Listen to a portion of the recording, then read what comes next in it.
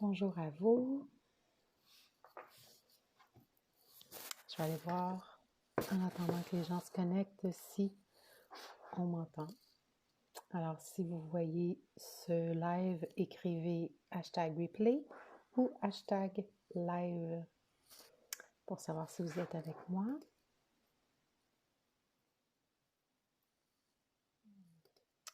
Et on m'entend. Super. Alors, aujourd'hui, on va aborder un sujet qui m'est venu intuitivement, puis je sens ça fort en moi, donc encore une fois, rien de préparé.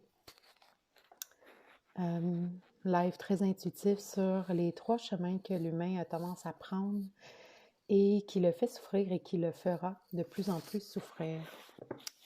Moi, je suis très connectée à la musique, donc j'ai comme un petit besoin d'avoir une petite musique de fond. Dites-moi si la musique est trop forte. Hier, j'ai senti que c'était quand même un peu fort, là. Par la suite.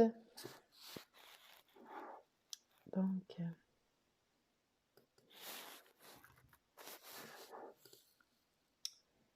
faites-moi un petit coucou, un petit pouce si vous êtes là. OK. C'est pas trop fort. Donc, les 3 chemins. C'est quelque chose que j'aborde au courant de mon programme Active ta High Vibe, qui est un de mes, qui est mon plus gros programme en ce moment, qui va changer. Donc, c'est pour ça que je vous en parle très, très brièvement. Il est en grande transformation en ce moment, donc je lui laisse le temps d'intégrer cette transformation-là, puis je vais vous revenir avec les détails de ce programme-là, d'Active ta High Vibe. Et bonjour Valérie! Et voilà, donc les 3 chemins que prennent l'humain et qui le font souffrir et qui le fera de plus en plus souffrir. Parce que c'est une question de vibration aussi. C'est en lien avec la vibration, mais ça, je vais y revenir. Lorsque un humain vit une situation ou est dans un contexte qu'il n'aime pas, qui est inconfortable, qui se retrouve face à une de ses ombres, il y a 3 chemins qu'il va prendre normalement, qu'il va avoir tendance à prendre. La fuite, la lutte ou figé. Figé, on est de moins en moins là-dedans, mais ça peut arriver. Donc, les 2 plus importantes que j'ai envie de parler aujourd'hui, c'est la fuite et la lutte, le combat. Ça ne sert à rien, dans le fond, d'aller dans ces 2 voies-là. Puis, comment est-ce qu'on sait qu'on entre dans ces chemins-là? Bien, c'est tout simplement en se posant la question. Donc, si on est dans une situation inconfortable en ce moment, si on ressent des sensations inconfortables dans notre corps, si on a des émotions qui émergent, si on vit une situation vraiment difficile en ce moment, ce qui est le cas pour beaucoup là, en ce moment, la question à se poser, c'est qu'est-ce que je dois être plutôt que qu'est-ce que je dois faire? Puis souvent, on se pose la question qu'est-ce que je dois faire? Et là, on entre dans une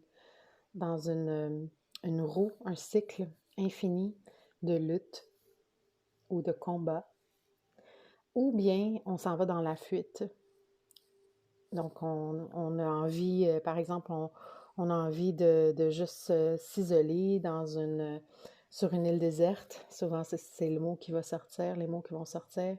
La fuite, ça peut être aussi, en fait, la spiritualité peut être une forme de fuite aussi pour certains, pas pour tout le monde. Normalement, la spiritualité, c'est une connexion à soi. C'est une connexion profonde. Où est-ce qu'on va aller?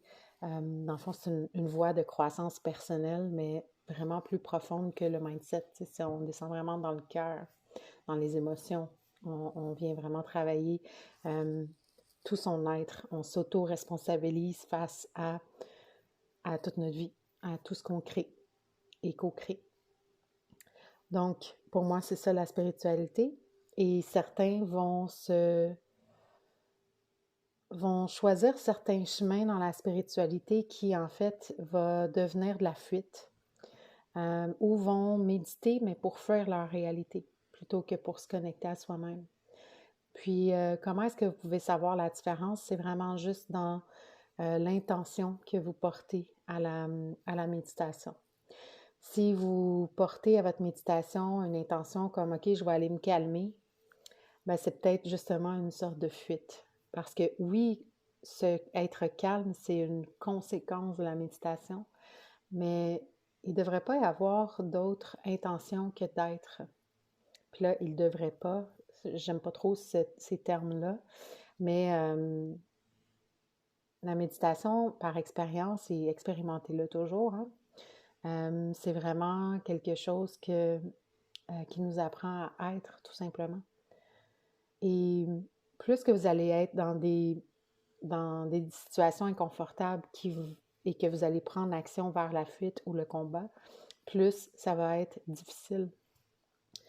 Entrer dans le combat, c'est une lutte incessante envers soi-même. C'est une lutte qui ne s'arrêtera jamais, souvent. Et c'est une lutte qui va faire mal parce que on va ressentir comme si on allait à contre-courant. Ça sera pas fluide comme lutte. Donc, le combat est rarement une bonne idée. La lutte est rarement une bonne idée pour passer au travers d'une épreuve.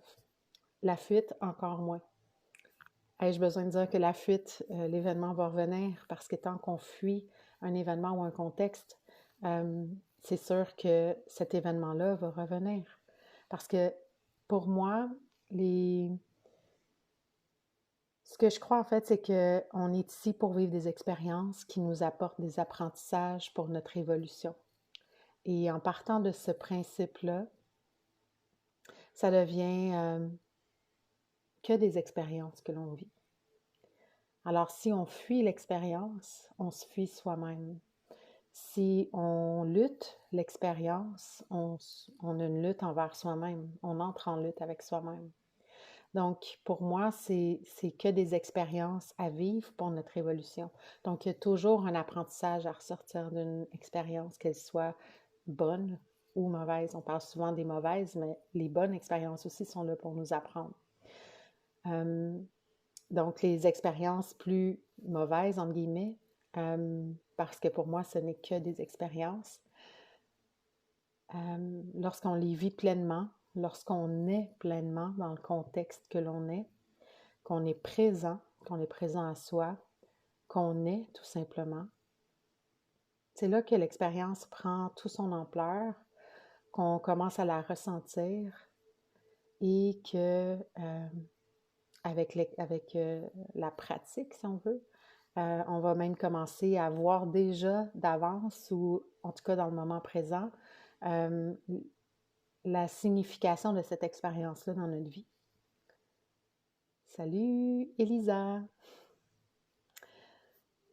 Donc, c'est pour ça que c'est important pour moi de vous transmettre ça, que les 3 chemins dont je parlais au début, d'être figé, de figer en fait, tout simplement, de fuir ou de combattre ou de lutter.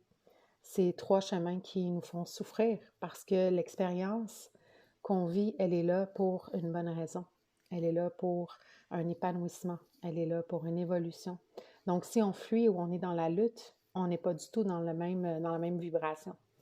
On est dans des vibrations beaucoup plus basses parce que souvent, quand on est dans ces 2 chemins-là, ou dans le fait figé, qui est aussi une forme de souffrance, parce que quand on fige, c'est parce qu'on ne veut pas se poser de questions, c'est parce qu'on veut rester au même point qu'on est. On pense qu'on est plus heureux comme ça, mais on fige, puis on ne veut pas évoluer, puis on s'empêche d'évoluer.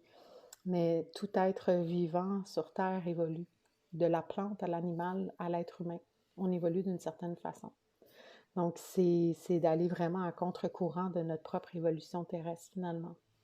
Fait que c'est pour ça que c'est aussi important de toujours se rappeler ou de se poser la question, pourquoi est-ce que je fais telle action? C'est vraiment inconfortable en ce moment.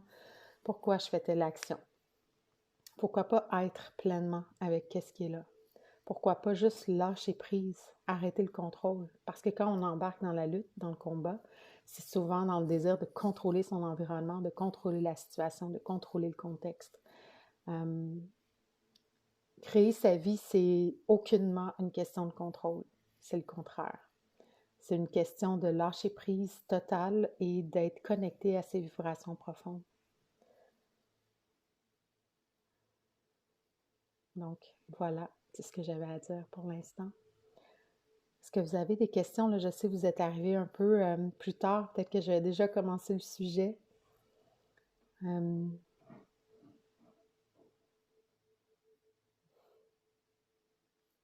sens qu'il faut que je laisse ça intégrer un peu.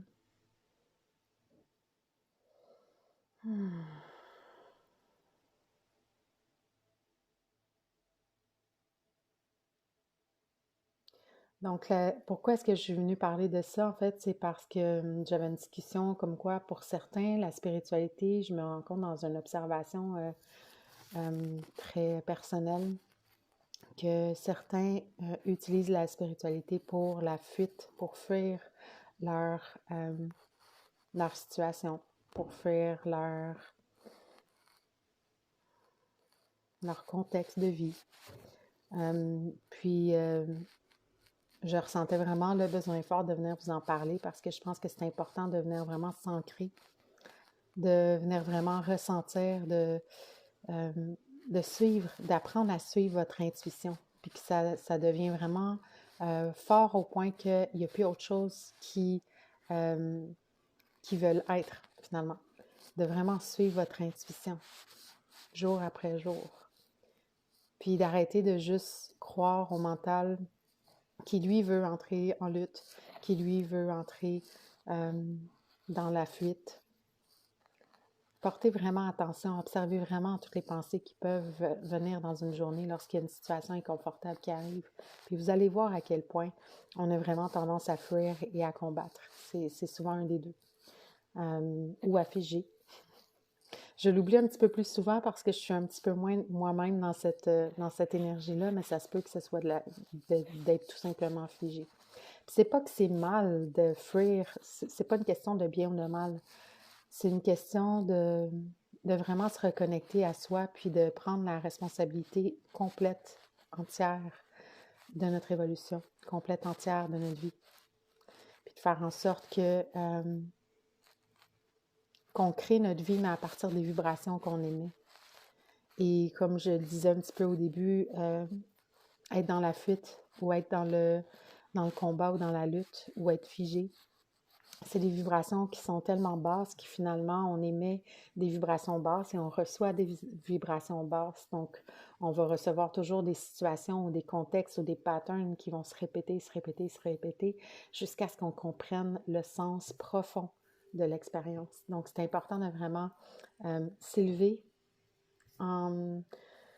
s'élever pour vrai, élever nos vibrations en se reconnectant à soi, tout simplement. À chaque fois que vous en avez besoin, juste des respirations conscientes, méditer, c'est hyper important. Moi, j'ai eu un beau message ce matin de mes guides qui me disaient de vraiment prendre le temps de me concentrer sur ma connexion, de vraiment prendre le temps de méditer parce que c'est ce qui va faire en sorte que on va être dans les bonnes vibrations pour créer une vie en abondance et pouvoir transmettre tout ce que j'ai à transmettre aux autres aussi, personnellement.